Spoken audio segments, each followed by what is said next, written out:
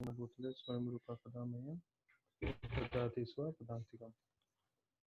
नमो विष्णुपदाय कृष्णपृष्ठाय भूतले श्रीमति भक्तिवेदांत स्वामिते नामिने नमस्ते सरस्वती देवे गौरवाणी प्रचारिणे निर्विशेष शून्यवादी पाश्चात्य देश तारिणे। जय श्री कृष्ण चैतन्य प्रभु नित्यानंद श्री अद्वैत गदाधर शिवसादि गौर भक्तवृंद। हरे कृष्ण कृष्ण कृष्ण हरे हरे, हरे राम राम राम हरे हरे। नमो विष्णुपदाय कृष्ण पृष्ठाय भूतले श्रीमते भक्तिवेदांत स्वामी नामिने नमस्ते सरस्वती देव गौरवाणी प्रचारिणे निर्विशेष शून्यवादी पाश्चात्य देश तारिणे। ओम नमो भगवते वासुदेवाय, ओम नमो भगवते वासुदेवाय, ओम नमो भगवते वासुदेवाय। नारायण नमस्कृत्यं नरं चैव नरोत्तमं देवीं सरस्वतीं व्यासं ततो जयमुदीरयेत्। नष्टप्रायेषु भद्रेषु नित्यं भागवत सेव्या भगवती उत्तमश्लोके भक्तिर्भवति नश्यति। कृष्णाय वासुदेवाय देवकी नंदनाय च नंदगोपाकुमाराय गोविन्दाय नमो नमः। तो सभी भक्तों का स्वागत है। आज हम छठे अध्याय पे चर्चा करेंगे पहले स्कंद में से। तो कल हमने पांचवा अध्याय पूर्ण किया था और पांचवें अध्याय का हमने देखा नारद जी जो है व्यासदेव जी को एक ही शिक्षण दे रहे हैं कि जब हरि कथा का वर्णन होगा तभी लोगों के जीवन में शांति होगी। जब लोग जो है हरि कथा से जुड़ेंगे, भक्ति से जुड़ेंगे, तो उनका जीवन सार्थक होगा और वो भगवत धाम के रास्ते पे जुड़ जाएंगे। और हमने विशेष रूप से देखा 17 से 19 3 श्लोकों में कि किस तरह से अगर कोई भक्त भक्ति करते समय उसका पतन भी हो जाता है तो भी उसका कोई नुकसान नहीं होता, उसका जीवन फिर भी सार्थक है, क्योंकि कृष्ण भगवान ऐसे भक्त को अपने भगवत धाम लेके ही जाएंगे किसी न किसी तरीके से। तो मैंने पहले सुना था कई प्रवचन में कि किस तरह से एक रबर का बॉल होता है और एक मिट्टी का बॉल होता है। एक मिट्टी के बॉल को आप ऊंचाई से फेंकोगे तो जब नीचे गिरेगा तो उस वक्त गिर के जो है टूट जाएगा, पूरा मिट्टी मिट्टी हो जाएगा, क्योंकि वो मिट्टी का गेंद है। लेकिन हम लोग जब क्रिकेट खेलते हैं तो हमें मालूम हम लोग रबर का बॉल से खेलते हैं, और वही चीज आप रबर का बॉल को फेंकेंगे, रबर का बॉल नीचे करके वापस ऊपर उठता है। तो ये उदाहरण दिया गया था ये बतलाने के लिए कि अगर किसी तरीके से भक्त का पतन भी हो जाए, अगर कोई गलती भी करता है, तो भगवान उसकी हमेशा उसकी रक्षा करते हैं, भगवान उसको सहायता करते हैं और मदद करते हैं कि वो ऐसी गलतियों से बाहर निकले और भक्ति में फिर स्थिर हो जाए। तो कई बार ये प्रश्न आता है कि एक भक्त है जिसका चरित्र ठीक नहीं है, वो अच्छा या ऐसा कर्मी व्यक्ति अच्छा जिसका चरित्र अच्छा है?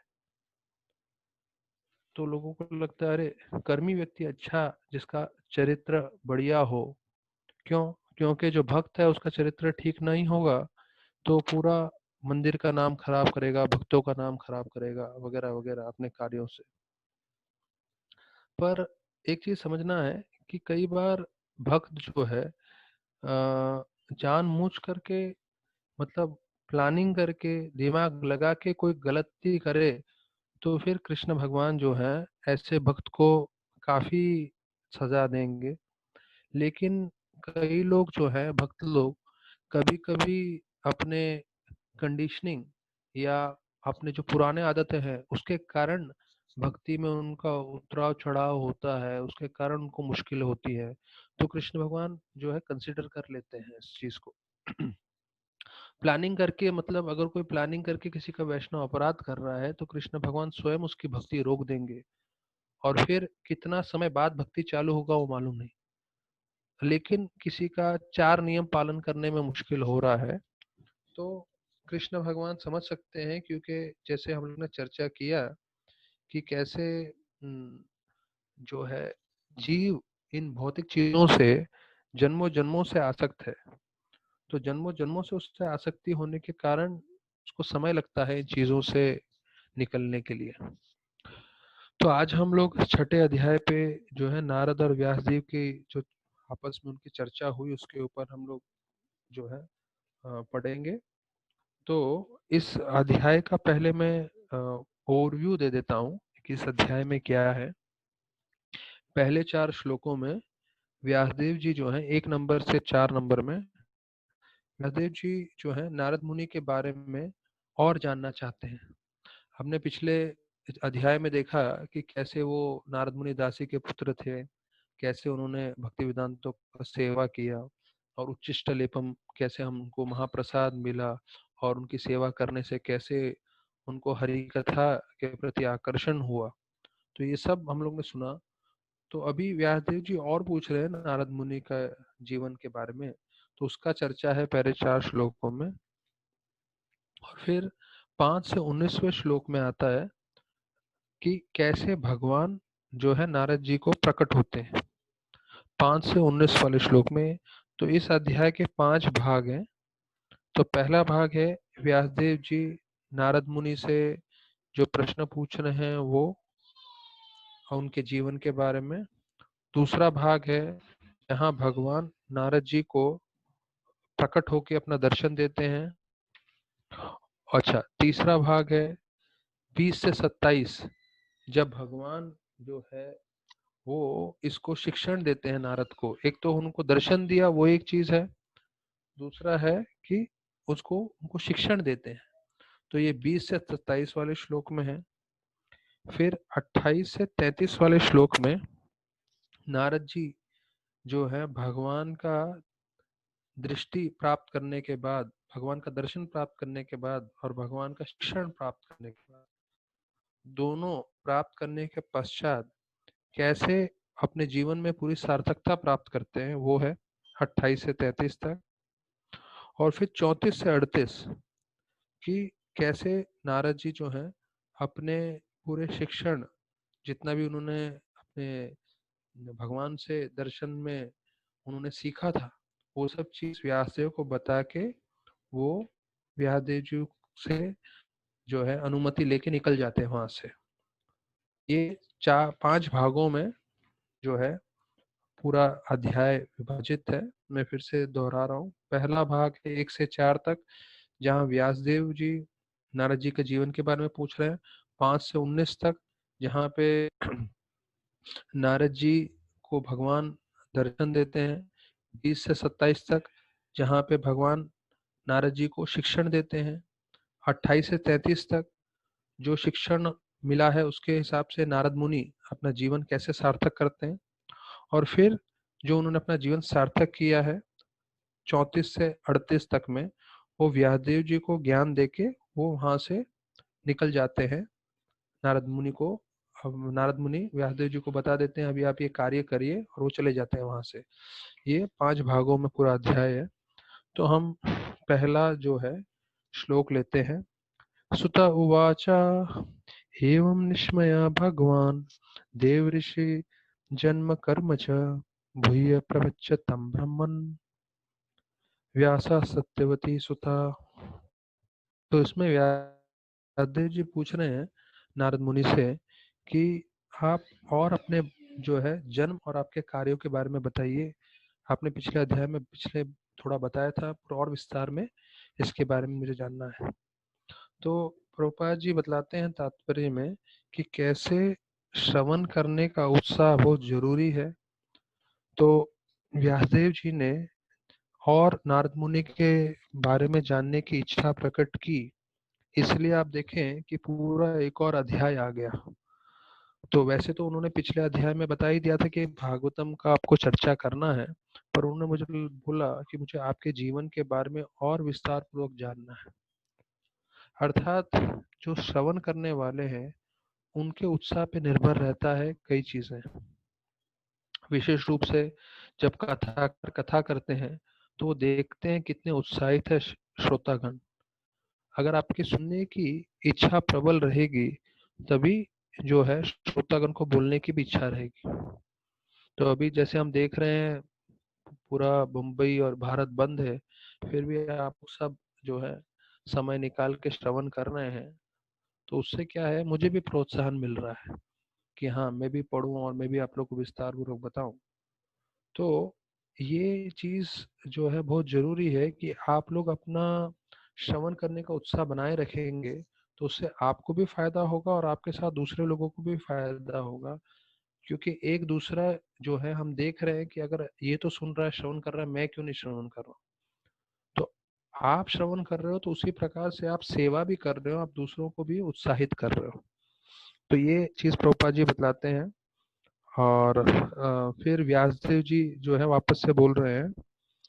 व्यास दूसरे श्लोक में, व्यास उवाच भिक्षुभिर् विप्रावस्ते विजनान्देस्त्रिभिस्तव वर्तमानो व्यसाद्ये ततम किम अकरोत् भवन। फिर वो पूछते हैं कि जब भक्ति वेदांत चले गए, भक्ति वेदांतिस्ट जो लोग थे ब्राह्मण, उसके बाद आपने क्या किया, उसके बारे में आप हमें बताइए। तो तीसरे श्लोक में बताते हैं कि आपको, आपका आपने दीक्षा के बाद आपने आगे क्या किया और आपने नारद मुनि का शरीर कैसे प्राप्त किया। तो पिछले इसमें कथा में हमें मालूम है कि वो जो है दासी के पुत्र थे, और अभी हमें मालूम चल गया कि दासी पुत्र से वो नारद मुनि बन गए। लेकिन कैसा ये बदलाव हुआ, उस पर विस्तृत जानकारी दीजिए, ये तीसरे श्लोक में बोलते हैं। फिर चौथे श्लोक में उनका प्रश्न आता है कि ये जो पिछले आपके जन्म में हुआ था, आपको इसका स्मरण कैसे है, उसके बारे में भी आप बताइए। और ऐसा बोलते हुए ये जो 4 प्रश्न का श्लोकों का क्रमांक है वो खत्म होता है। अभी जो है नारद जी बतलाते हैं कि कैसे उन्हें भगवान का दर्शन प्राप्त हुआ। ये जो दूसरा भाग है 5 से 19 वाले श्लोक में, तो वो हम चर्चा कर रहे हैं। तो 5वें श्लोक में बताते हैं कि नारद मुनि जो है वर्णन करने के लिए बता रहे हैं कि अ, जो संत थे, भक्ति वेदांत थे, वो लोग चले गए, उसके बाद मुझे अपना जीवन व्यतीत करना पड़ा जो है उनके विरह में। और फिर छठे अध्याय से चालू होता है कि किस तरह से नारद और उनकी माता के बीच में क्या आदान प्रदान हुआ। तो ये 10वें श्लोक तक है, 6 से 10। तो उसमें हम छठवां श्लोक साथ में पढ़ेंगे। एकात्मजा में ज्ञानी योषिन्मुदा च किंकरी मयि आत्मजे अनन्य गातो चक्रे स्नेहानुबंधनम। तो छठे श्लोक में बताते हैं कि मैं अपने माँ का इकलौता बेटा था और मैं प्रेम वश में उनके साथ बहुत आसक्त था। और फिर बताया जाता है कि उसकी माँ बहुत, 7वें श्लोक में बोल रहे हैं कि किस तरह से उनकी माता की बड़ी इच्छा थी कि वो ध्यान रखे, पर वो इतना ध्यान से उनका ध्यान नहीं रख पाती थी। और उदाहरण दिया जाता है कि कैसे हम सब जो हैं एक लकड़ी के कठपुतली हैं भगवान के हाथ में। तो मैंने इसके साथ ये भी जोड़ दिया, प्रभुपाद लिखते हैं जलदूत में, कास्थेर पुतली जतन नचाओ से माते। काष्ठेर पुतली, तो प्रभुपाद भी वही बोलते हैं कि मैं एक लकड़ी का पुतला हूँ और जैसे आप नचाना चाहोगे वैसे मैं नाचूंगा करके। तो वो 7वें श्लोक में है। फिर 8वें श्लोक में बताया जाता है कि वो 5 साल के बालक थे और उनको जो है सिर्फ माँ, उनकी माता के अलावा कुछ नहीं मालूम था, दूसरे किसी जगह के बारे में ज्ञान नहीं था। और 9वें श्लोक में बताते हैं, 9वां श्लोक हम लोग साथ में पढ़ सकते हैं। एकात् निर्गतम गेहद धुनतिम निशि गामपति सर्पदष्ट पदास्पृष्टो कर्पणम काल चोदितो। तो काल के प्रभाव से सर्पदष्टो जो है, जब उनकी माँ दुहंतिम, जब दूध लेने गई तब उनको जो है सर्प ने काट दिया।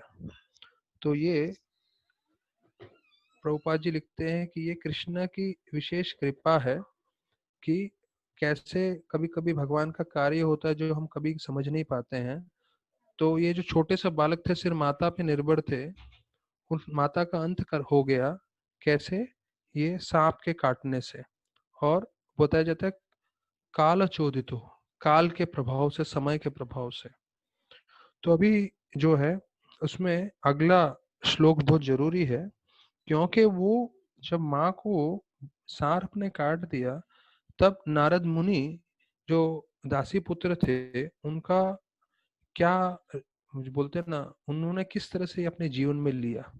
तो लिखते हैं कि उन्होंने ये एक भगवान की कृपा मान के लिया। हम लोग ये श्लोक साथ में पढ़ सकते हैं।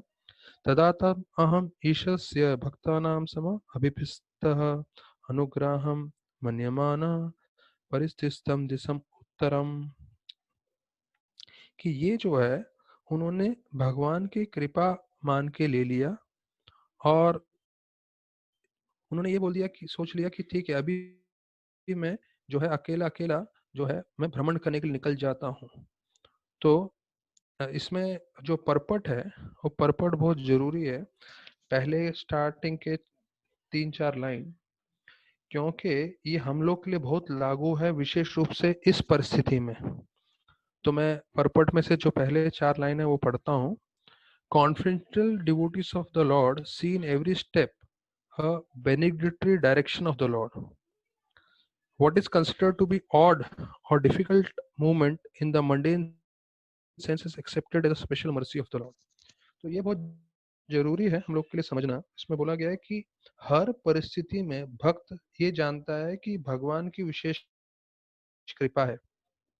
तो कोई भौतिक व्याधि व्यक्ति बोलेगा कि ये जो है ये तो विकट परिस्थिति है, ये तो बहुत बुरा परिस्थिति है, ये तो बहुत बेकार समय है। पर जो भक्त है वो हर परिस्थिति में, हर समय क्या देखता है? ये तो भगवान की विशेष कृपा है। क्योंकि हमें मालूम है भगवान का एक पत्ता भी नहीं हिलता उनकी इच्छा के बिना। सृष्टि में एक पत्ता भी नहीं हिलता। तो इतना बड़ा अभी कोरोना वायरस चल रहा है, ये चल रहा है, तो हमें ये समझना चाहिए ये भी भगवान की कृपा है। हम समझ नहीं सकते कैसे, पर ये है आवश्यक, क्योंकि भागवतम के शब्दों में बताया गया है। ठीक है, तो फिर ये सबसे दूसरा जरूरी है। और दूसरा प्रभुपाद जी उसका तात्पर्य में बोलते हैं कि भौतिक रूप से कोई बहुत आध्यात्मिक भौतिक रूप से कोई बहुत धनवान होगा या बहुत उसके पास ऐश्वर्य होगा, तो उसकी तुलना प्रभुपाद करते हैं बुखार के साथ। तो बुखार जितना कम हो उतना अच्छा होता है, बुखार जितना ज्यादा होगा तो वो आपके शरीर के लिए हानिकारक है। तो प्रभुपाद भी बोलते हैं कि जितना भौतिक आपके पास चीजें हैं या भौतिक ऐश्वर्य है, अगर आपकी क्षमता नहीं है या आपकी चेतना ऐसी नहीं है कि उसको भगवान की सेवा में लगा सको, तो वो ही चीजें आपको नरक की ओर लेके जाएंगी। तो बोलते जैसे बुखार कम होना चाहिए, वैसे ही आपके पास भौतिक चीजें भी कम होनी चाहिए। जैसे हमने सुना भक्ति रसामत महाराज बता रहे थे, कम से कम चीजें रखिए जो आपके जीवन व्यवसाय के लिए अनिवार्य है। अधिक से अधिक ले लेके जमा करके अपना समय व्यर्थ कर रहे हैं, अपना पैसा व्यर्थ कर रहे हैं, और अपना शक्ति जो भक्ति में लगाना है उसको व्यर्थ। तो ये दूसरा चीज प्रभुपाद जी तात्पर्य में बताते हैं। फिर 11 से 14 श्लोक में बताया गया है कैसे नारद मुनि एक परिज्काचार्य, अर्थात एक ऐसे भक्त जो हर जगह घूमते रहते हैं, तो तुलना की गई है कि कैसे नारद मुनि जो है अलग अलग जाते हैं और अलग जगह जाके उनका भ्रमण होता है। वो खेतों में से जाते हैं, शहरों में से जाते हैं, गांव में से जाते हैं, फिर अलग अलग जगह से पूरा उसका विस्तार वर्णन है 11 से 14। जंगलों से जाते हैं जहाँ बहुत भयानक भयानक सांप और अलग अलग जानवर थे वगैरह। अच्छा, तो प्रभुपाद जी तात्पर्य में एक मुख्य चीज बोलते हैं कि नारद मुनि ने वो किया था, वो हमें करने की जरूरत नहीं है। हमें जो है एक जगह बैठ के सिर्फ भागवतम शास्त्र पढ़ना चाहिए, वो सबसे जरूरी है। और 11वें श्लोक में बोलते हैं कि उन्होंने अपना एक पल भी जो है इकोनॉमिक डेवलपमेंट, अर्थात भौतिक प्रगति के लिए जो है बर्बाद नहीं किया। प्रभुपाद तात्पर्य में लिखते हैं 11वें श्लोक के कि नारद मुनि जो हैं पूरी तरह से उनका ध्यान लगा हुआ था कि किस तरह से मुझे आध्यात्मिक प्रगति ही करना है। तो ये जो है फिर 14 श्लोक के 13वें श्लोक के तात्पर्य में प्रभुपाद जी बतलाते हैं कि कैसे हमें अपना समय जो है यहाँ वहाँ घूमने में नहीं निकालना चाहिए जैसे नारद मुनि ने किया।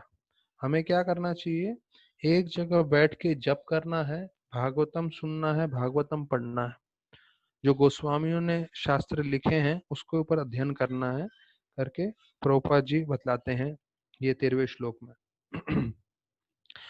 फिर 15वें श्लोक में वर्णन आता है 15 से 17 में, 17 श्लोक में 15, 16, 17 कि वो नारद मुनि ध्यान करने बैठते हैं और ध्यान करते हुए उनको कैसे भगवान के दर्शन होते हैं। तो 15 श्लोक में बताया जाता है कैसे बरगद के पेड़ के नीचे बैठते हैं और अपना ध्यान पूरी तरह से वो लगाते हैं भगवान की तरफ जैसे उनको संतों ने सिखाया था। तो तात्पर्य में प्रभुपाद लिखते हैं 15वें श्लोक के, one should not meditate according to one personal whims, क्योंकि नारद मुनि ने उस तरह से ध्यान किया जैसे उनको उनके गुरु जो भक्ति वेदांतिस्ट थे उन्होंने बताए थे। तो प्रभुपाद जी लिखते हैं कि हमें उसी तरह से भक्ति करनी है जैसे हमारे आचार्यों ने बताया है। अपने हिसाब से भक्ति नहीं करनी है, अपने हिसाब से ध्यान नहीं करना है। प्रभुपाद जी ने जप माला पे 16 माला ध्यान पूर्वक करने को बोला है, तो हमें सिर्फ उसी को पालन करना है, अपने हिसाब से आगे पीछे नहीं करना है। हाँ? तो बताया था श्रुति स्मृति पुराण आदि पंचरात्रि विधि विना एकांत के हरे भक्ति उत्पात एवं कल्पते। अगर कोई भक्ति करता है और जो है वो शास्त्रों के हिसाब से नहीं करता तो सिर्फ उत्पात, उत्पात अर्थात जो है वो अपने जीवन में भी मुश्किलें करता है और दूसरों के लिए मुश्किलें करता है। तो ये 15वें श्लोक का मतलब है। अभी हम 16वें में जाते हैं, 16वें श्लोक में। तो 16वें श्लोक हम लोग साथ में पढ़ सकते हैं क्योंकि उसमें उनको भगवान के साक्षात दर्शन हुए हैं नारद मुनि को। तो हम लोग साथ में पढ़ते हैं, ध्यायतश्चरणं भोजम भव निर्जित चेतसा उत्कंठा असुर कालस्य हृदय आसीन में सनिर्हरि। तो देखिए इसमें भी वही चीज बताया गया है जो हमें दूसरे अध्याय में, पहले अध्याय में हमने सुना था। उत्कंठस, उत्कंठस्य अश्रु, उत्कंठस्य मतलब उत्कंठा थी, उनको ईगरनेस था, आतुरता थी। तो वर्णन आता है कि उनको ये आतुरता थी, उसके कारण भगवान जो है उनको दर्शन दिए और वो जो है ध्यान मार्ग से जो है एक ऊंचे स्तर पे पहुंच गए थे, जिसे भाव भक्ति का स्तर जिसे बोलते हैं उस स्तर तक पहुंच गए थे। तो ये क्या स्तरों का है वो मैं आपको बता देता हूँ। ये रूप गोस्वामी बताते हैं, अथो श्रद्धा तथा साधु संग तथा भजन क्रिया तथा अनर्थ निवृत्ति तथा निष्ठा रुचि आसक्ति भाव प्रेम। तो इसका वर्णन इस तरह से है कि हमें स्टार्टिंग में थोड़ी श्रद्धा होती है, थोड़ा फेथ होता है, तो हम जाके साधुओं का संग करते हैं। जब हमें थोड़ी श्रद्धा थी और साधु का संग किया, उसके बाद हम साधुओं के संग में सीखते हैं कैसे भजन करना है। तो जो हम लोग श्रवण कर रहे हैं, जप कर रहे हैं, भागवत पढ़ रहे हैं, ये सब भजन क्रिया है और भजन क्रिया का फल होता है अनर्थ निवृत्ति। और जब हम जीवन पर्यंत भजन क्रिया करते रहेंगे और अनर्थ निवृत्ति होती रहेगी, उसके बाद निष्ठा रुचि आसक्ति भाव और प्रेम होता है। तो भक्ति रसामृत महाराज बोल रहे थे, अगर किसी को लगता है मुझे भगवान का दर्शन करना है तो वो ये नारद मुनि का भाव का स्थिति था। तो उससे पहले हमें अनर्थ निवृत्ति पूरा करना है, फिर निष्ठा रुचि आसक्ति। तो जैसे अनर्थ निवृत्ति होती रहेगी हमें निष्ठा आती रहेगी और निष्ठा के बाद रुचि होती है। निष्ठा मतलब फर्म फेथ, और रुचि मतलब आपका आकर्षण और बढ़ता जाता है, और फिर आसक्ति, आसक्ति मतलब आप पूरी तरह से केंद्रित हो जाते हैं भगवान की भक्ति पे, और उसके बाद भाव आता है। तो हम लोग के लिए अपने स्तर पे ये समझना है कि देखो, श्रद्धा हम लोग में है, हमने साधुओं का संग किया और हम भजन क्रिया में लग गए हैं। तो भजन क्रिया और अनर्थ निवृत्ति हमें जीवन पर्यंत करना है, और फिर भगवान कब हम पे कृपा देंगे, और फिर जैसे आगे की है रुचि, आसक्ति, भाव, प्रेम, वो भगवान के ऊपर है। पर हमारा जो है भजन क्रिया और अनर्थ निवृत्ति, क्योंकि प्रभुपाद जैसे बताते हैं, हम लोग इन सब चीजों से, अनर्थों के साथ, we are conditioned since time immemorial, अर्थात इस जन्म से ही नहीं, पिछले जन्म से ही नहीं, हजारों हजारों जन्मों से, लाखों जन्मों से हम आसक्त हैं भौतिक चीजों से। तो इसलिए अनर्थ निवृत्ति को समय लगेगा। ऐसा नहीं है कि एक ही जीवन में हम पूरी तरह से सार्थक कर सकते हैं, लेकिन हमारे पास कोई दूसरा मार्ग नहीं है। हमें भजन क्रिया, और भजन क्रिया के साथ साथ, भजन क्रिया जब तक करते रहेंगे तो अनर्थ निवृत्ति होती रहेगी। तो ये 16वें अध्याय में बताया गया है। अभी हम 17वें अध्याय का श्लोक जो है साथ में पढ़ सकते हैं। प्रेमांता प्रेम, हरि बोल। प्रेमांतिभिरा निर्भिन्ना पुल्लकांगोति निवृता आनंद संप्लवलीनो न पश्यम उभवम मुने। तो जैसे ही उन्होंने भगवान का दर्शन किया, वो बहुत हर्षोल्लासित हो गए। उनके शरीर के एक एक अंग जो है पूरी तरह से उत्तेजित हो गए, और वो भाव विभोर होके, तो बताया न पश्यम उभयम मुने, न वो अपने आप को देख पा रहे थे, न भगवान को देख पा रहे थे, क्योंकि उनकी आंखों में से भी बताया जाता है अश्रुधारा बह रही थी। तो प्रभुपाद जी जो है इसके तात्पर्य में बताते हैं, spiritual feeling of happiness, starting के पहले लाइन में, and intense ecstasy have no mundane comparison. जब हम भक्ति करते हैं, एक साधका को मालूम चलना चाहिए कि जब हमें इसमें से जो आनंद मिलता है, ये आनंद जो है इस भौतिक जगत का नहीं है, ये सबसे उत्तम आनंद है। ये आनंद हम कितना ही जो है भौतिक चीजें प्राप्त करके प्राप्त नहीं कर सकते। तो जैसे यमुनाचार्य बोलते हैं, मैं राजा था, और राजा, क्योंकि राजा थे तो राजा के हिसाब से वो भोग करते थे, राजा के हिसाब से आनंद करते थे। लेकिन फिर यमुनाचार्य बोलते हैं कि मैं राजा होकर इतना भोग करता था, लेकिन जब से भक्ति में आया हूँ, तो भक्ति का आनंद इतना है कि जैसे मैं उन चीजों के बारे में सोचता हूँ जो मैं राजा बनकर भोग करता था, तो मेरा मन जो है पूरा खराब हो जाता है, और मैं सोचता हूँ वो तो सबसे बेकार इंद्र भोग था, सबसे तुच्छ था। ऐसे यमुनाचार्य जो हैं स्वयं बोल रहे हैं, जो राजा थे। तो कहने का मतलब है, ये वही बात को सिद्ध करता है कि जो आनंद भक्ति में मिलता है वो सर्वोत्तम आनंद है। भौतिकवादी जितना भी आनंद कर ले, उससे ये कहीं ऊंचा आनंद है।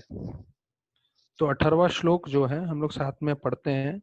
रूपम भगवतो यत्तन मनकंतम सुचापहम अपश्यम सह सस्ते वैकल्वद द्रुमनाम इवा। तो 18वें श्लोक में बोलते हैं, जब भगवान को दिखे नहीं तो वो थोड़े विचलित हो गए। तो इसके तात्पर्य में प्रभुपाद जी बहुत 3 मुख्य चीज बताते हैं। एक, कई बार लोग बोलते हैं भगवान का रूप नहीं है, तो इस लीला से समझ में आता है कैसे भगवान का रूप का दर्शन किया नारद मुनि ने। दूसरा, प्रभुपाद जी बोलते हैं हम भौतिक जीवन में बहुत सारे भौतिक चीज देख सकते हैं, भौतिक नजरिया देख सकते हैं, भौतिक रूप देख सकते हैं, अर्थात materialistic things you can see unlimited, पर वो आपको संतुष्टि नहीं देगा। हम अपनी आंखों से बहुत सारा चीज देखने की कोशिश करते हैं, आजकल तो यूट्यूब और उसका जमाना आ गया है, तो हम लोग इतना सब उसमें देखने में लगे हुए हैं, इंद्र तृप्ति करने में लगे हुए हैं। मैं बाहर वालों की बात नहीं कर रहा हूँ, मैं विशेष रूप से भक्तों की बात कर रहा हूँ। बाहर वाले तो पूरे इसके अंदर डूब ही गए हैं, पर प्रॉब्लम हमारे भक्तों के साथ भी है। और इसके ऊपर मैं आपको थोड़ा अभी भागवतम के साइड में जाके आपको एक चीज बताता हूँ। राधानाथ महाराज बता रहे थे किस तरह से जो मुगल्स थे उन्होंने कम से कम 200-300 साल जो है हम पे राज किया, भारत पे, लेकिन फिर भी वो भारत की संस्कृति को तोड़ नहीं पाए। फिर महाराज बताते हैं कि ब्रिटिशर्स, अंग्रेज आए, उन्होंने 100 साल से भी ज्यादा भारत पे राज किया, फिर भी वो भी हमारी संस्कृति को तोड़ नहीं पाए।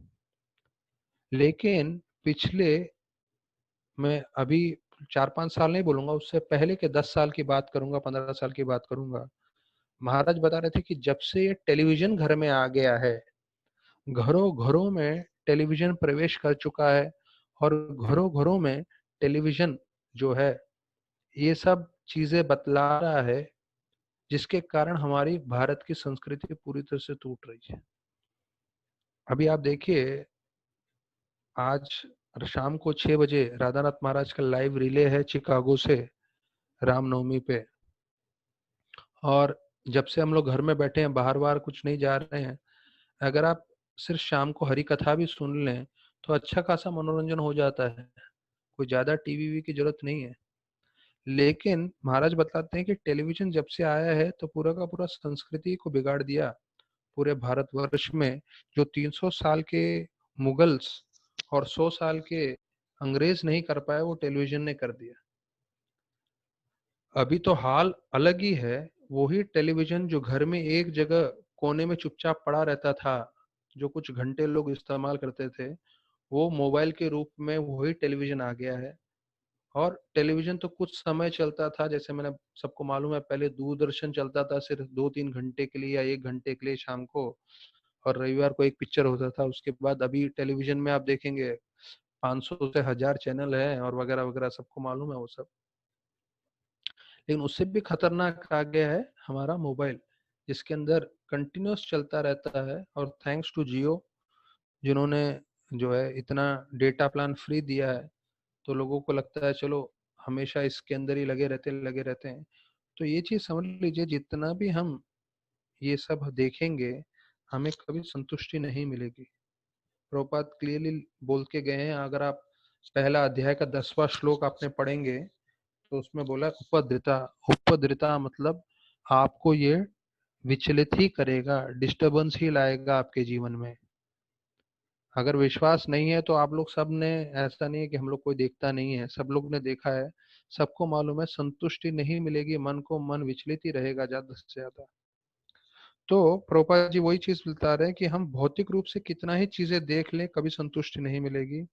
लेकिन जैसे ही हम भगवान का रूप देखेंगे तब हमें संपूर्ण रूप से संतुष्टि मिलेगी। तो भगवान का रूप अर्थात भगवान बड़े कृपालु हैं। भगवान अर्च विग्रह के रूप में भी प्रकट होते हैं, जिससे हम भगवान का स्वरूप देख सकें। और जितना हम भगवान का स्वरूप की ओर ध्यान देंगे, प्रार्थना करेंगे, तो हमारे मन में भौतिक चीजों को देखने की इच्छा कम होगी। फिर 19वें श्लोक में बताते हैं कि कैसे नारद मुनि बहुत बार बार मेहनत कर रहे थे भगवान को देखने के लिए, पर देख नहीं पाए, तो और असंतुष्ट हुए। तो प्रभुपाद जी तात्पर्य में लिखते हैं पहले 2 लाइन में, there is no mechanical process to see the form of the Lord, it is completely depends on the complete causeless mercy of the Lord. अर्थात अगर कोई ये सोचे कि मैं मेहनत करके जो है भगवान को देख लूंगा, असंभव है। अपनी मेहनत हमें करनी है, लेकिन अब हर एक व्यक्ति को ये समझना है कि जब भगवान कृपा करेंगे तभी हम भगवान को देख सकते हैं। तो एक चीज हमें स्पष्ट रूप से समझना है, हम अपनी मेहनत से भगवान को प्राप्त नहीं कर पाएंगे। जब भगवान हम पे प्रसन्न होंगे और भगवान अपनी कृपा करेंगे, तभी हम भगवान को प्राप्त कर सकते हैं। तो ये चीज सबसे मुख्य है। फिर 20वां श्लोक में, अभी यहाँ से 20 से 27 में हम तीसरे भाग में आ रहे हैं। तीसरे भाग में जो भगवान ने नारद मुनि को शिक्षण दिए, उसका वर्णन आता है कि कैसे नारद मुनि जो हैं वो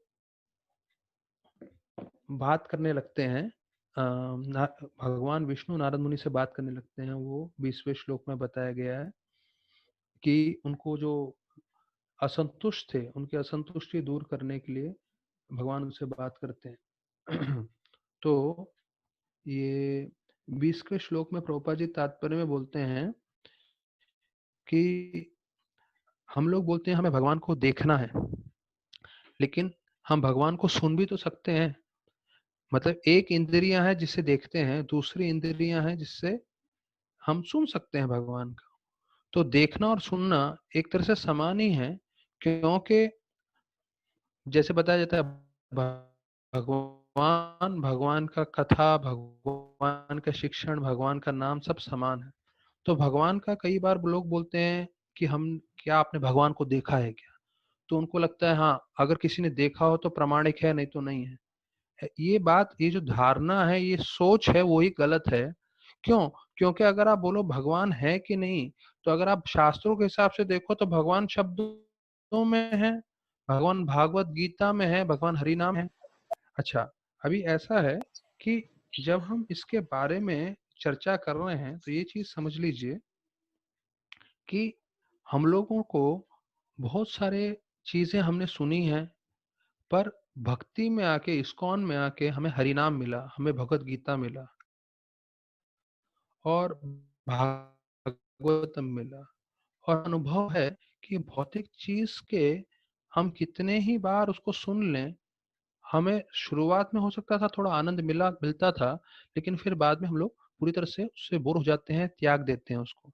भले ही आप फिल्म के गाने बोलो, भले ही आप कुछ और बोल लो, लेकिन गीता, हरि नाम उसमें हैं तो जीवन पर्यंत वही करते हैं, बिना बोलते ना, बिना ऊबते हुए, या उससे बोलते ना फ्राई आउट होके। या ऐसा नहीं होता कि भाई बहुत सारा जप करने के बाद हम बोल रहे हैं अरे थक गए यार एक ही जप कर करके, चलो कोई दूसरा नाम जप करे। नहीं। क्यों? क्योंकि ये भगवान का संपर्क शक्ति है। तो फिर प्रभुपाद जी जो हैं 21वें कल श्लोक में बता रहे थे कि कैसे प्रभुपाद जी ने बताया कि एक होते हैं भाग्यशाली, दूसरे होते हैं दुर्भाग्यशाली, और तीसरे होते हैं बहुत बहुत दुर्भाग्यशाली। तो भाग्यशाली कौन है? जो इस्कॉन के साथ जुड़ गए वो है भाग्यशाली, कि उनको भक्ति मार्ग मिल गया, भगवत धाम के रास्ते पे हैं, उनको बस जीवन पर्यंत भक्ति करनी है, तो भाग्यशाली हुए। तो दुर्भाग्यशाली कौन है? जिनको अभी तक भक्ति से जुड़े नहीं, ये दूसरे हो गए। लेकिन बहुत बहुत दुर्भाग्यशाली कौन है? वो लोग जो भक्ति में आके उनकी भक्ति छूट जाती है। तो प्रभुपाद जी बोले, I have made you fortunate, please don't become most unfortunate. मतलब मैंने आपको भाग्यशाली बनाया है, अभी आप लोग गलती करके बहुत बहुत दुर्भाग्यशाली मत बनिए। अर्थात भक्ति को कभी मत छोड़िए। तो भक्ति से जुड़े रखने के लिए अभी ये चीज बहुत मुख्य है, जो महाप्रभु भी बतलाते हैं कि कभी भी वैष्णव अपराध नहीं करना चाहिए। हाथी माता अपराध, वैष्णव अपराध मतलब एक हाथी के समान है। और भक्ति की जो हमारी लता है, एक छोटा सा पौधा है जो बढ़ते जा रहा है, अगर उसके सामने हाथी आ जाए, वो भी पागल हाथी, तो आप सोच सकते हैं हमारी भक्ति का क्या हालत होगा। उस पौधे के जो है हाथी क्या करेगा। तो अगर किसी का भक्ति में 4 नियम के साथ पालन का मुश्किल हो रहा है, एक बार चलेगा। ऐसा नहीं बोल रहे हैं कि हम किसी को ऐसा करना चाहिए, लेकिन अगर किसी के किसी कारणवश कोई मुश्किलें आ रही हैं तो वो एक बार स्वीकार कर सकते हैं। लेकिन कोई वैष्णव अपराध करेगा तो वो स्वीकार कृष्ण भगवान कभी नहीं करेंगे। तो जीवन भर भक्ति करना है तो उसके लिए एक चीज ध्यान रखना है आपको। तो आपको मैंने स्टार्टिंग में बताया था, धोती में गांठ मारने की बात कर रहा था मैं। तो उस समय आपको मैंने बताया धोती में गांठ मारना मतलब क्या था, रोज हरि कथा सुनना। दूसरे अध्याय में मैंने बताया था। तो दूसरे अध्याय के बाद आज छठे अध्याय के संपर्क में मैं बता रहा हूं कि अगर आपको जीवन पर्यंत भक्ति करनी है तो एक चीज से ध्यान रखिएगा, वो है वैष्णव अपराध कभी न करें, वैष्णव की निंदा कभी न करें, वैष्णव को बुरा भला कभी न बोलें। हाँ, अगर कोई सामने वाला वैष्णव आपके साथ दुर्व्यवहार करता है, बुरा बोलता है, ठीक है, आप समझ लीजिए मेरे कर्म हैं और आप पीछे चले जाइए, पीछे हट जाइए, पर कभी भी उस वैष्णव की निंदा न करें। और विशेष रूप से उस वैष्णव को जो है किसी तरह से हानि पहुंचे ऐसा कभी कोई कार्य न करें, उससे आपकी भक्ति पूरी तरह से समाप्त हो जाएगी। तो देखिए, जो लोग भी सेवा करते हैं, अलग अलग भक्तों को अलग अलग सेवा में लगाने का, नियुक्त करने का, तो सबसे वरिष्ठ भक्तों को ये सेवा दी जाती है, भक्तों का ध्यान रखने का, भक्तों को सेवा में लगाने का। क्यों? क्योंकि ये चीज बहुत ही ध्यानपूर्वक करनी चाहिए। जैसे तलवार होता है, तलवार इतना जो है खतरनाक चीज है, अगर आप थोड़ा भी उसमें नादानी करोगे जो है उसमें खून खून हो सकता है। प्रभुपाद बोले भक्ति मतलब रेजर्स एज, अर्थात जैसे मैंने तलवार बोला, प्रभुपाद जी भी बोले कि ये एक जो है जो है बहुत ही, जैसे हम चाकू बोल सकते हैं, हाँ, तो उसके समान इतना खतरनाक चीज है कि अगर आपने इसमें चूकी की, गलती की, तो बहुत नुकसान हो सकता है, भक्ति पूरा खत्म हो सकता है। तो इसलिए सबसे जरूरी चीज है हम हमेशा नम्र बने रहें, हमेशा भक्तों का दास और उदास बने रहें। यही भावना रखें कि हम हर एक व्यक्ति के दास अनुदास हैं, भले वो मेरी निंदा कर रहा है, भले ही वो मेरा कुछ बुरा बोल रहा है या बुरा करने की कोशिश कर रहा है, हम उसके भी दास हैं। हम उसके दास कैसे बनते हैं? उससे दूर रह के, क्योंकि उसके पास में जाएंगे वो निंदा करेगा, बुरा बोलेगा, या पीछे से भी वो बोल रहा है, उसको बोलने दीजिए, आप निंदा मत करिए, क्योंकि ये निंदा करोगे तो ही भक्ति से बाहर जाओगे। ठीक है, तो वो बहुत जरूरी चीज है। फिर हम लोग जो हैं 22वें श्लोक पे थे।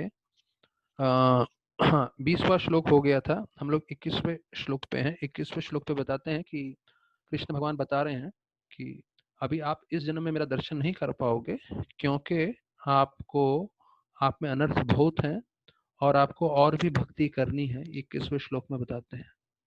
तो प्रभुपाद जी तात्पर्य में बतला रहे हैं कि कैसे भक्ति शुरुआत होती है, जब हम रजो और तमो गुण से परे होते हैं। तो भक्तों को चाहिए कि वो रजो और तमो गुण का कोई भी कार्य ना करे।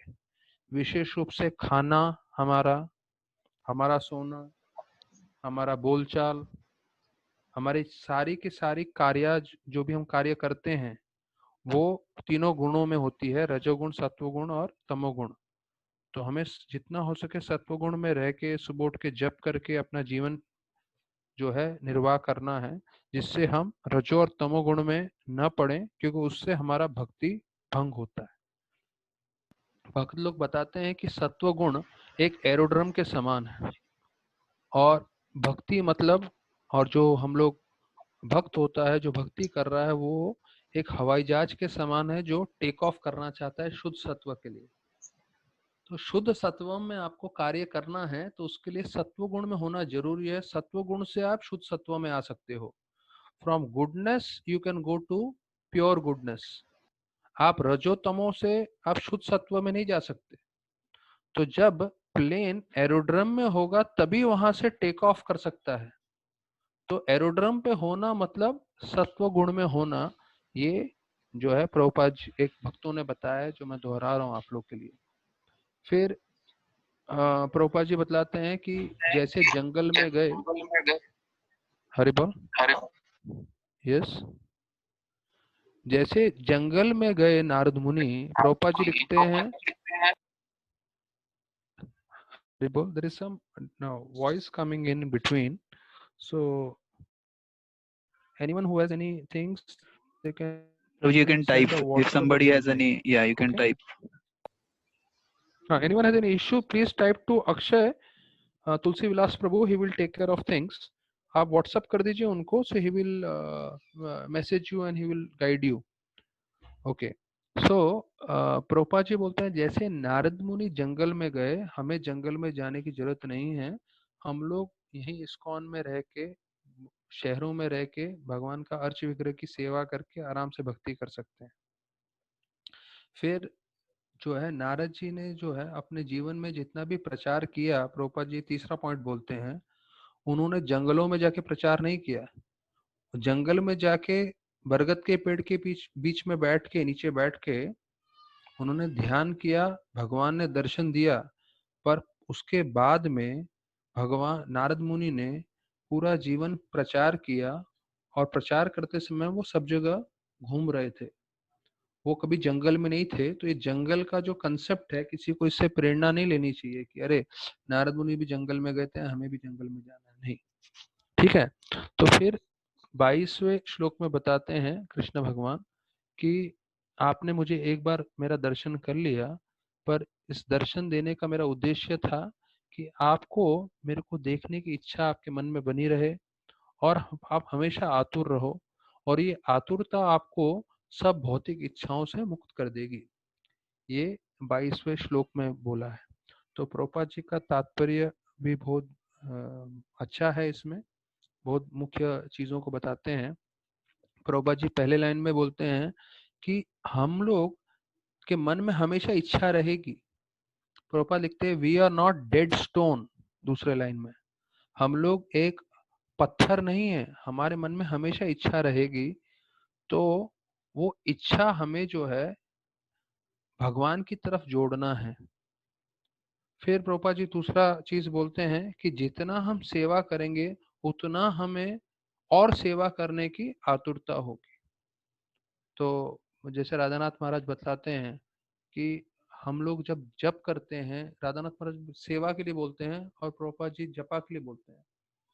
महाराज बताते हैं हम जितना भी सेवा कर रहे हैं अपने जीवन पर्यंत, उसके बदले में हमको एक ही चीज चाहिए, और वो है क्या? सेवा। तो जितना भी हम इस्कॉन में भक्तों के लिए जब सेवा करते हैं, सेवा के प्रति हमको एक ही चीज चाहिए, वो है सेवा।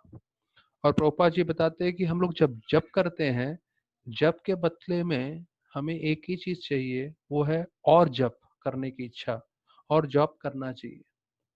Chanting should lead to more chanting, सेवा शुड लीड टू मोर सेवा। तो प्रभुपाद जी लिखते हैं कि हम भौतिक लोगों की सेवा करते हैं तो हम जो है दुखी हो जाते हैं, या जो है हम तृप्त नहीं होते। पर आध्यात्मिक सेवा ऐसा नहीं है। भौतिक सेवा का आदि और अंत है, पर आध्यात्मिक सेवा का कोई अंत नहीं है। आध्यात्मिक सेवा आप जो है जीवन के अंत तक कर सकते हो, और जीवन के अंत के बाद आप अगले जब आध्यात्मिक शरीर प्राप्त करेंगे तो उसमें भी आपकी सेवा चलती रहेगी। वो हम आज इसी अध्याय में सुनेंगे। तो अच्छा, अभी जब ये अक्षय प्रभु बताएंगे तुलसी विलास प्रभु की कब खत्म होगा, तो जितना श्लोक हम क्रमांक कवर करेंगे करेंगे, और बाकी श्लोक हम कल कंटिन्यू करेंगे। तो दूसरी बार एंड होगा तो प्रवचन आज का समाप्त हो जाएगा। तो ये चीज बतलाते हैं प्रभुपाद कि जब हम, ये चौथा पॉइंट है तात्पर्य में, कि जब हम सेवा कर रहे हैं तो सेवा मतलब हम साक्षात कृष्ण भगवान के संग में हैं। तो हम लोग को ये मालूम है कि भगवान का नाम और भगवान एक समान है। हमने ये भी सुना दूसरे अध्याय भागवत में, तीसरे अध्याय भागवत में, कि कैसे भगवान और भागवतम समान है। ये तीसरी चीज हम लोग सीख रहे हैं कि भगवान और भगवान की सेवा वो भी समान है। तो जब हम सेवा में लगे हैं, हम साक्षात भगवान के संपर्क में। और बोलते हैं अगर हम, प्रभुपाद जी बताते हैं, अगर हम ध्यान पूर्वक सेवा करते रहेंगे तो उस सेवा के मात्र से भी हम भगवान के दर्शन कर सकते हैं।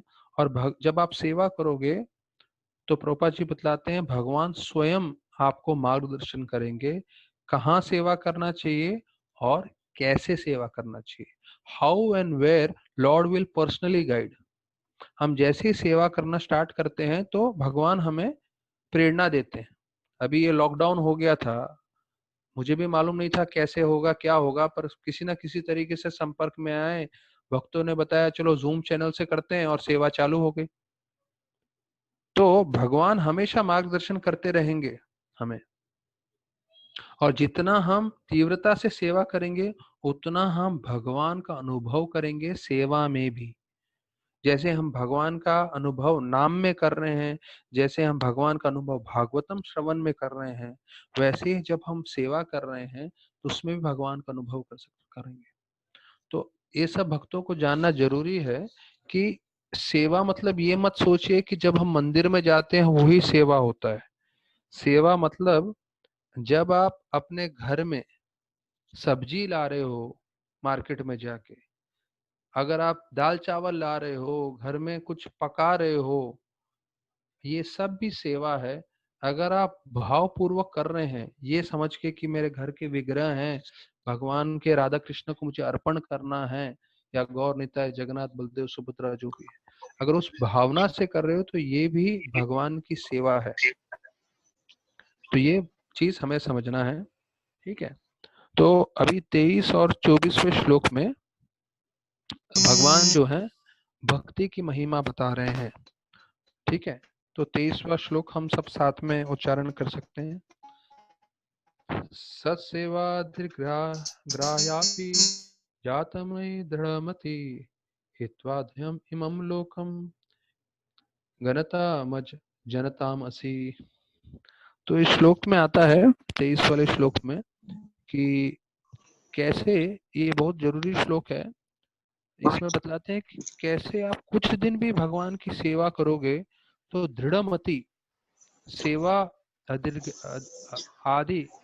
ग्राह्यपि, अगर आप सेवा कुछ दिन भी करते हैं तो भगवान आप पे ऐसी कृपा करते हैं कि आपकी मति, मति अर्थात आपका बुद्धि, इंटेलिजेंस पूरी तरह से भगवान में जुड़ जाता है, और फिर उससे आपको सबसे बड़ा फल ये मिलता है, मज ज्ञानाताम असि। मज जनताम असि मतलब वो मेरे धाम आ जाता है। तो देखिए जैसे हमने बताया हुआ है बार बार यही चीज कि भगवत भक्ति जो हम कर रहे हैं उसका उद्देश्य क्या है, शुद्ध कृष्ण प्रेम की प्राप्ति करके भगवत धाम पहुंचना। तो ये बार बार, भले ही आप गीता के श्लोक देखें, गीता के तात्पर्य देखें, भागवतम के तात्पर्य देखें, भागवतम के श्लोक देखें, उसमें ये चीज बार बार आ रहा है कि किस तरह से यहाँ कृष्ण भगवान भी बोल रहे हैं कि कोई कुछ दिन भी सेवा करता है तो ये अधिक अधिग्राह्य शब्द का मतलब है, अगर आप लोग वर्ड टू वर्ड मीनिंग में देखेंगे, फॉर सम डेज, कुछ दिन के लिए भी कोई सेवा करता है तो मैं उसको क्या फल प्रदान करता हूँ, दृढ़मति। दृढ़मति मतलब उसका जो बुद्धि है, I give him firm intelligence, जिससे वो भक्ति कर सके। और इमम लोकम, और इमम लोकम ये जो दुनिया है उसको बोलते हैं डेप्लोरेबल। डेप्लोरेबल शब्द का मतलब जो है एकदम पतित, एकदम बेकार, इस दुनिया से मैं उसको निकाल के सीधा अपने जगत में लेके जाता हूँ, अपने भगवत नाम लेके जाता हूँ। अर्थात जो कोई व्यक्ति कुछ दिन भी भक्ति करता है उसको भी भगवत धाम ले जाने के लिए तैयार है, तो उसके क्या कहने जिसने जीवन पर्यंत भक्ति किया। तो अभी आप मन में सोचेंगे कि भाई कुछ दिन भक्ति करने से भगवत धाम जाने को मिल रहा है तो हम क्यों इतना मेहनत करें, फिर पूरा जीवन क्यों करें। क्योंकि जब आप भक्ति करोगे आप कृष्ण के संपर्क में रहोगे, और उससे आप इस भौतिक जगत में नहीं रहोगे। अभी जब हम भागवतम सुन रहे हैं तो हम साक्षात कृष्ण के संग में हैं, भले ही हमें इसके बारे में साक्षात्कार हो ना हो। तो उसी प्रकार से जब आप भक्ति करेंगे, भक्तों के संग में रहेंगे, तो आप बंबई में नहीं हो, आप कहाँ पे हो, आप वैकुंठ में हो। क्यों? भक्तों का संग, भगवान का हरि नाम, भगवान का कथा, भगवान का कीर्तन जो है आपको इस भौतिक जगत से आध्यात्मिक जगत में जोड़ देता है। तो प्रभुपाद जी बोलते हैं, अगर आपको तात्पर्य में एक बहुत मुख्य चीज बोलते हैं, अगर आपको भगवान का सेवा करना है तो उसका तरीका है गुरु के अंडर में रह के, जो गुरु आज्ञा देता है उस हिसाब से सेवा करना है। मतलब भगवान की सेवा करना मतलब गुरु की सेवा करना, क्योंकि गुरु ही आपको भगवान से जोड़ देगा, ये प्रभुपाद जी तात्पर्य में बताते हैं, जो बहुत जरूरी है, प्रमुख है सब भक्तों को जानना, कि अगर आपको भगवान की सेवा करनी है, इसका मतलब जो गुरु आपको बता रहा है उसके हिसाब से आपको सेवा करनी चाहिए, क्योंकि गुरु ही आपको भगवान तक जोड़ेगा। ठीक है। फिर 24वें श्लोक में बतलाते हैं कि 24वां श्लोक हम लोग सब साथ में पढ़ सकते हैं। मतिर्मयि निबद्धेयम् न विपद्येत कर्हिचित् प्रजसर्गा निरोधेपि स्मृतिश्च मद अनुग्रहात्। तो बोलते हैं कृष्ण भगवान स्वयं बोल रहे हैं नारद मुनि को कि समय भी जो है किसी तरह से भक्ति का विनाश नहीं कर सकता। और बोलते हैं जो आप मेरा स्मरण कर रहे हो नारद मुनि, वो इस सृष्टि का निर्माण में और इसका जब विनाश होगा, इन दोनों परिस्थिति में भी आप मेरा स्मरण करते रहोगे। अर्थात भक्ति इतनी शक्तिशाली है कि उसका कभी नाश नहीं होगा। न विपद्येत करहिचित, ये जो श्लोक आता है उसका मतलब है कि कभी भी समय भी इसका जो है ग्लानि नहीं करेगा, समय भी इसका नाश नहीं कर सकता। तो इसका मतलब ये है कि समय इतना शक्तिशाली है, समय के शक्ति से ये जो सूर्य है आसमान में, समय सूर्य को भी नष्ट करने वाला है।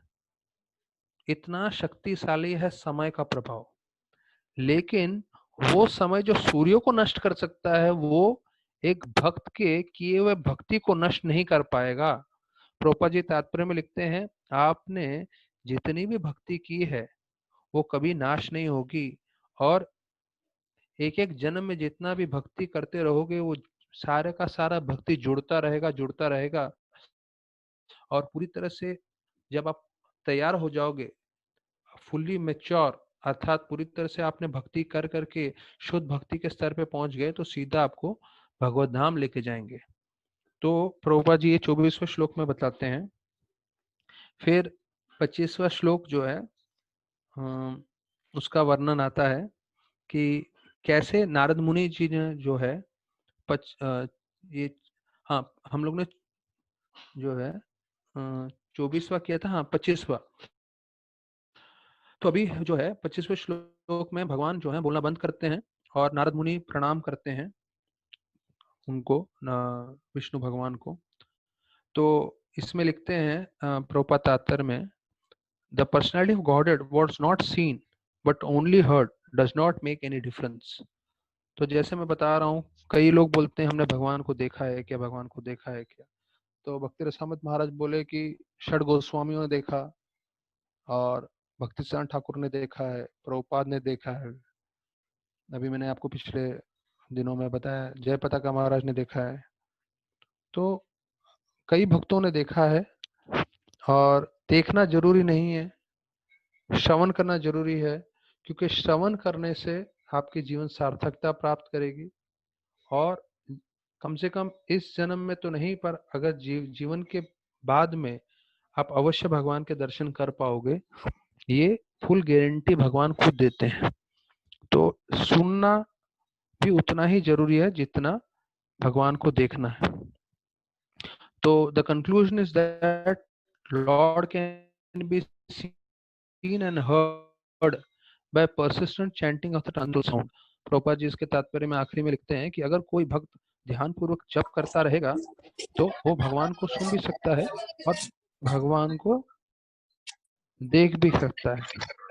अभी 26वां श्लोक है। तो 26वां श्लोक के जो है उसमें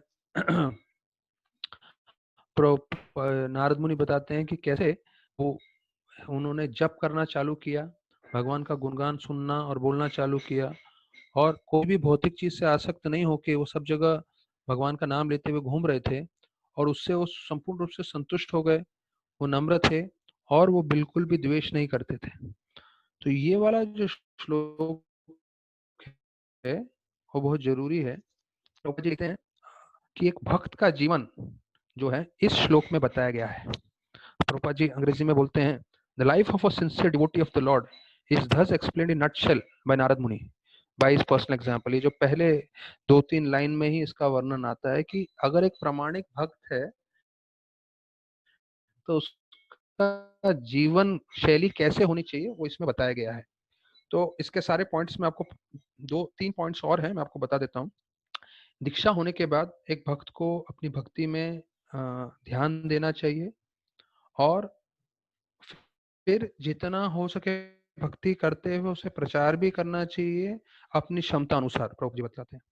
दूसरा, प्रभुपा जी बतलाते हैं भौतिक चीजों को भोग करने की इच्छा नहीं रखनी चाहिए, ये भी बहुत जरूरी है, क्योंकि जितना आप भौतिक चीज भोग करने की चेष्टा करते रहोगे वो उस समान है कि आप अग्नि जला रहे हो पर अग्नि जलाते जलाते पानी भी डाल रहे हो। तो भक्ति कर रहे हो लेकिन जब आप इंद्र भोग करने की कोशिश करते रहोगे तो इंद्र भोग करोगे तो भक्ति में आप प्रगति नहीं कर पाओगे।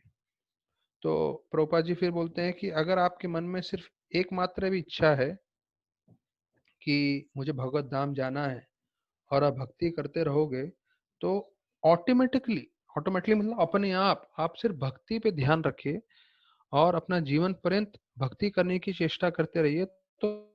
तो समय आने पर आप अपने आप ही भगवत धाम के लिए योग्य बन जाओगे और भगवत धाम आप चले जाओगे, ये प्रभुपाद जी बतलाते हैं। तो एक भक्त होता है, जैसे मैंने कल बताया था, जो मुक्ति के जो है मुक्ति और भुक्ति दो पुत्रियां हैं या दासी हैं भक्ति देवी के। तो मुक्ति अवश्य मिलेगी पर भक्त जो है मुक्ति के पीछे नहीं भागता, वो सेवा के पीछे भागता है, वो भगवान को प्रसन्न करना चाहता है। और जब जीवन अंत आएगा किसी ना किसी तरीके से तो वो परफेक्शन करेगा ही करेगा, भगवत धाम जाएगा। तो हमारे एक भक्त हैं गुड़ाकेश प्रभु करके, तो वो 128 माला रोज करते हैं। तो अपने 192 राउंड्स वाले हरिदास ठाकुर थे। तो कभी कभी लगता है अरे भैया उस जमाने में लोग करते थे, अभी तो कोई थोड़ी कुछ इतना माला करता है, हम लोग का 16 हो जाता है वही बहुत बड़ी बात है। कभी कभी ये मंदिर में एकादशी के दिन सब बोलते हैं 25 करो, 40 करो, 64 करो, वो एक एकादशी पे, वो भी लोगों को भारी लगता है। पर ये गुड़ाकेश प्रभु हैं जो रोज 128 माला करते हैं। और आप लोगों की जानकारी के लिए वो सैफरन ब्रह्मचारी नहीं है, सन्यासी नहीं है, वो गृहस्थ व्यक्ति है। गृहस्थ व्यक्ति होके 128 माला करते हैं। मैं कई बार उनसे मिला हुआ हूँ, उनको सेवा भी की है। तो वो बोल रहे थे कि आपको अपने खाने पे, आपके सोने पे बहुत ध्यान रखना है। एक लड़के के साथ में हूँ कुछ समय और उसको स्टॉक एक्सचेंज सीखना है, तो सिर्फ दोपहर को उबला हुआ सब्जी खा के बैठा हुआ है वो। मैं उसको देख रहा हूँ, मेरे पास ही रह रहा है वो, सिर्फ उबला हुआ सब्जी खा रहा है। क्यों? तो बोल रहा है अरे चावल दाल रोटी सब खाएंगे तो सो जाऊंगा, मैं काम कैसे कर पाऊंगा। तो सोचिए लोगों का भौतिक चीजों के लिए इतनी तीव्रता रहती है। तो वही चीज गुड़ाकेश प्रभु भी बता रहे थे। मतलब हम लोग बैठे थे उनके सामने, उन्होंने एकदम चिल्लाते हुए हम लोग को बोला, थोड़ा डांट रहे थे। बोले पिज्जा पास्ता खा के तुम 64 माला करके बताओ एक दिन में। तो मन में सोच रहा था अरे भैया ये तो हमें भी बहुत प्रिय है पिज्जा विज्जा वगैरह। पर उनका ये कहना था आप जितना सिंपल खाना खाओगे उससे आपका शरीर स्वस्थ रहेगा, आपका मन भी केंद्रित रहेगा। क्यों? क्योंकि मालूम है हम लोग, अगर जैसे भागवत में लिखा है हमें आधा पेट खाना खाना चाहिए जिससे नींद नहीं आए और हजम हाजमे के लिए भी अच्छा हो। अगर ऐसे हम खाना खाएंगे तो हम स्वस्थ भी रहेंगे और हम ज्यादा से ज्यादा समय भगवान की सेवा में लगा सकते हैं। जैसे प्रभुपाद जी, अव्यर्थ कालत्वम, अव्यर्थ कालत्वम मतलब जो भक्त होता है वो कभी भी जो है एक पल भी जो है समय बर्बाद न हो भगवान की सेवा में, तो उसका बहुत ध्यान रखता है, मतलब ज्यादा से ज्यादा भगवान की सेवा करना चाहता है। तो गुड़ाकेश प्रभु बोले आपको 4 घंटा सोना चाहिए।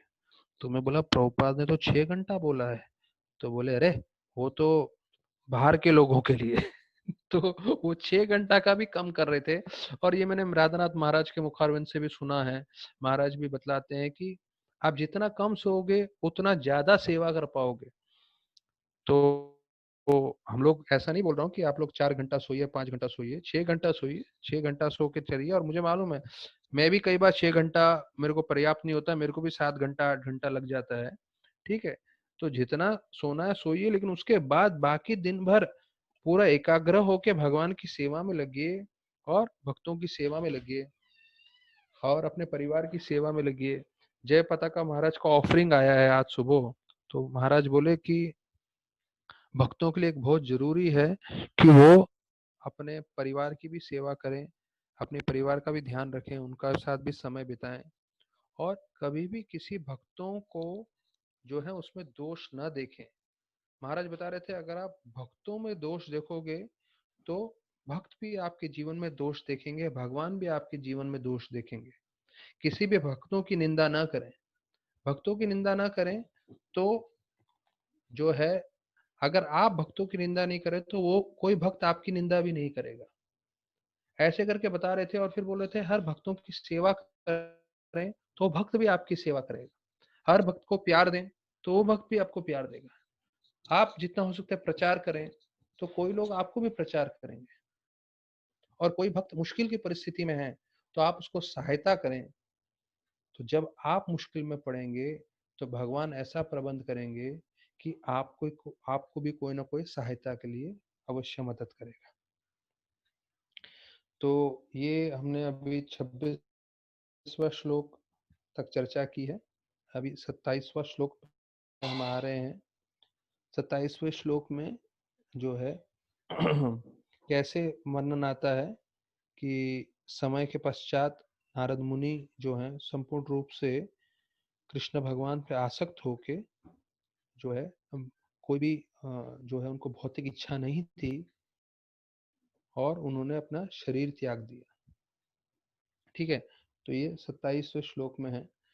तो ये प्रभुपाद जी तात्पर्य में लिखते हैं कि ये है शुद्ध भक्त के लक्षण। शुद्ध भक्त का परिभाषा क्या है?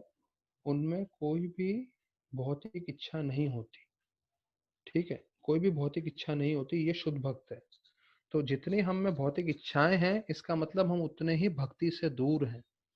हमें यहाँ जाना है, हमें वहां जाना है, हमें यहाँ घूमना है, हमें ये खाना है, हमें वो खाना है, नहीं।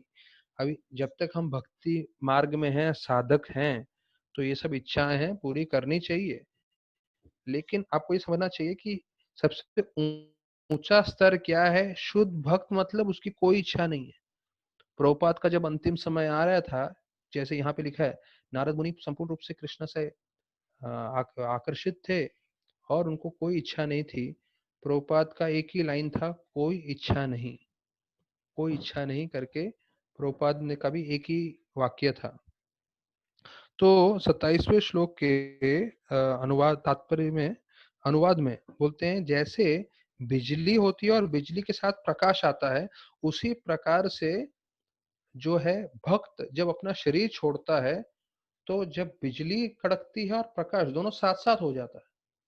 तो जब भक्त अपना शरीर छोड़ता है तो जैसे ही वो भौतिक शरीर छोड़ता है उसको आध्यात्मिक शरीर भी उसी समय मिल जाता है। ऐसे करके बताते हैं। राधा गोपीनाथ प्रभु बोल रहे थे इसके संपर्क में, कभी कभी हम लोग रात को सोते हैं और सुबह उठते हैं, तो रात का सोने का और सुबह उठने का तकरीबन तकरीबन 6 घंटा 8 घंटे का समय होता है। लेकिन हमें क्या लगता है अभी तो सोए अभी उठे। तो जैसे हम रात को सोते हैं और सुबह को उठते हैं, तो राधा गोपीनाथ प्रभु बता रहे थे उसी समान होगा जब हम भक्त लोग अपना भौतिक शरीर छोड़ेंगे। भौतिक शरीर छोड़ेंगे और जब आंख खोलेंगे तो सीधा देखेंगे आध्यात्मिक शरीर हमें मिला है। तो प्रभुपाद जी इसके तात्पर्य में बतलाते हैं कि जो धनी व्यक्ति होता है, जिसके पास बहुत सारा धन होता है, तो वो छोटी छोटी चीजों के प्रति आकर्षित नहीं होता। तो भौतिक चीजों के प्रति क्यों? क्योंकि वो बहुत धनी व्यक्ति है। ये स्वाभाविक बात है, आपको मालूम है जो बहुत ही धनी व्यक्ति होगा उसको छोटी मोटी चीजों से आकर्षण नहीं होगा। तो प्रभुपाद बोलते हैं उसी प्रकार से जो भक्त होता है वो भौतिक चीजों के प्रति बिल्कुल आकर्षित नहीं होता। उसको लगता क्या है भौतिक चीजें एक गुड़िया के समान है या एक परछाई के समान है। प्रभुपाद लिखते हैं तात्पर्य में, दे आर लाइक डॉल्स और शेडोज। तो हम लोग कभी भी परछाई के पीछे नहीं जाते और छोटी छोटी गुड्डे गुड़िया मिलते हैं उसके पीछे हम नहीं जाते। तो उसी प्रकार से जो भक्त होता है उसका एकमात्र उद्देश्य होता है कि वो भक्ति में केंद्रित रहे, भगवान का नाम, भगवान की कथा, भगवान का कीर्तन, भगवान की सेवा और भक्तों की सेवा में लगा रहे, और भौतिक चीजें आएंगी जाएंगी उससे ज्यादा विचलित ना हो, जो है उसको भगवान की सेवा में उपयोग कर लेना चाहिए, और नहीं है तो उससे ज्यादा विचलित नहीं होना चाहिए। तो एक हमारे भक्त हैं जो चाणक्य नीति पढ़ रहे हैं, तो वो चाणक्य नीति के हिसाब से बतला रहे थे कि कैसे अ, अगर कोई आप निर्णय ले रहे हैं तो सही निर्णय लेना और जल्दी निर्णय लेना बहुत जरूरी है। जैसे इस कई देशों में लॉकआउट नहीं हुआ, उसके कारण कितना हानि हो गया। अभी हमने देखा, सबको कोरोना वायरस के बारे में मालूम ही है, तो हमारे देश में तुरंत निर्णय ले लिया, लॉकडाउन कर दिया, उससे कितना फायदा हो गया। मतलब कम से कम इतना नहीं फैला जितना दूसरे देशों में फैला है। अमेरिका में, क्योंकि हम लोग ये प्रोग्राम कर रहे हैं प्रवचन, तो लोग सब जगह हैं, अमेरिका में, लंदन में, सब जगह बता रहे हैं, लोग हजारों हजारों की संख्या में है, अमेरिका में लाखों, 1 लाख से 2.5 लाख तक पहुंच चुके हैं। तो एक तुरंत जो है निर्णय लेना जरूरी है। अब ये एक नीति, चाणक्य नीति के हिसाब से, ये तो सिर्फ इस देश के लिए किया, लेकिन ये हमें अपने जीवन में भी ये चीज सीखना चाहिए। हमें तुरंत जो है निर्णय लेना चाहिए। भक्ति में हमें सीरियस होना है, तो ये निर्णय 10 साल के बाद नहीं लेना चाहिए, ये आज लेना चाहिए, अभी लेना चाहिए, और सही निर्णय लेना चाहिए। आप ये निर्णय लो कि नहीं, मेरे को क्रिकेट स्टार बनना है, फुटबॉल स्टार बनना है, तो ये सही निर्णय नहीं है, गलत निर्णय है। तो सही निर्णय लेना, take a right decision, and that also to take that right decision fast, वो आदमी कामयाब होता है। तो हम सबको अपने जीवन में सही जो है डिसीजन लेना है, और वो सही डिसीजन ये है कि हमें अपना जितने भी कार्य हैं वो अच्छे से निभाने हैं, और उसके साथ साथ ध्यान पूर्वक भक्ति करते रहना है। तो अभी जो है 27वां श्लोक हमने देख लिया। अभी 28वें श्लोक से 33वें श्लोक में नारदास फुल परफेक्शन, कि नारद मुनि कैसे उन्होंने सार्थकता प्राप्त की, क्योंकि पिछले श्लोक में 27 में देखा हमने कैसे उन्होंने शरीर छोड़ दिया था। तो अभी 28वें श्लोक से हम लोग देख रहे हैं कि कैसे उनको आध्यात्मिक शरीर मिली, और वो नारद मुनि का रूप उनको कैसे प्राप्त हुआ, उसका वर्णन आता है। तो 28वें श्लोक में वर्णन आता है कि कैसे उनको नारद मुनि का शरीर प्राप्त हुआ। और प्रभुपाद जी उसके तात्पर्य में बोलते हैं, यस्व इंद्र गोप मथेंद्र अहो स्वकर्मा। और ब्रह्म संहिता का जो श्लोक का है वो अनुवाद बताते हैं कि कैसे इंद्र और इंद्रगोप, इंद्र तो सबको मालूम है, ये देवताओं के राजा हैं, और इंद्रगोप मतलब एक छोटा सा कीड़ा। तो बोलते हैं इंद्र से लेके इंद्रगोप दोनों जो है कर्मों से बंधे हुए हैं, इस सृष्टि के नियमों से बंधे हुए हैं, दोनों छूट नहीं सकते।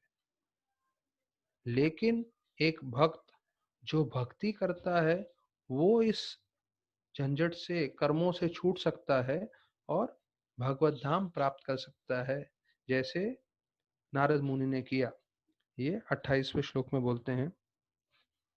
और फिर बताते हैं कि कैसे आ, आ, जो है उन्होंने जो है जब सृष्टि का विनाश हुआ, तो वो जो है भगवान विष्णु के शरीर में प्रवेश किए ब्रह्मा जी के साथ। तो प्रभुपाद जी तात्पर्य में लिखते हैं कि भगवान की लीला और भगवान के भक्त की लीला समान है। क्यों? क्योंकि दोनों ही दिव्य हैं। तो जहां हम लोग भगवान विष्णु का सुनते हैं, कृष्ण भगवान की लीला सुनते हैं, और नारद मुनि का सुनते हैं, तो वो भी एक समान ही है। तो नारद मुनि दिव्य हैं, उनका शरीर और उनकी आत्मा दोनों एक समान है। और कैसे बताया जाता है कि कितने युगों तक जो है 430 करोड़ ईयर्स, 430 करोड़ साल तक वो विष्णु के शरीर में थे, फिर वही नारद मुनि के रूप में बाहर आए। और 31वें श्लोक में बोलते हैं कि वो संपूर्ण रूप से भगवान की पूजा अर्चना कर रहे थे, और वो कभी भी जो है रुके नहीं भक्ति करते समय। तो ये 32वें श्लोक में बताया गया है। तो 31वां श्लोक में बताया है कि कैसे इस सृष्टि में 3 तरह के लोक हैं। एक तो है मध्य लोक, एक तो है अधोलोक, और एक है ऊर्ध्व। ऊर्ध्व मतलब जो देवताओं का लोक है। मध्य लोक मतलब पृथ्वी, अधोलोक मतलब पाताल, सूताल, तलातल, नीचे लोक। तो उसमें प्रभुपाद जी 31 के श्लोक में वर्णन करते हैं कैसे ये ब्रह्म लोक जो है सबसे ऊंचा लोक है, उसके ऊपर जो है सृष्टि का पूरा कवरिंग है।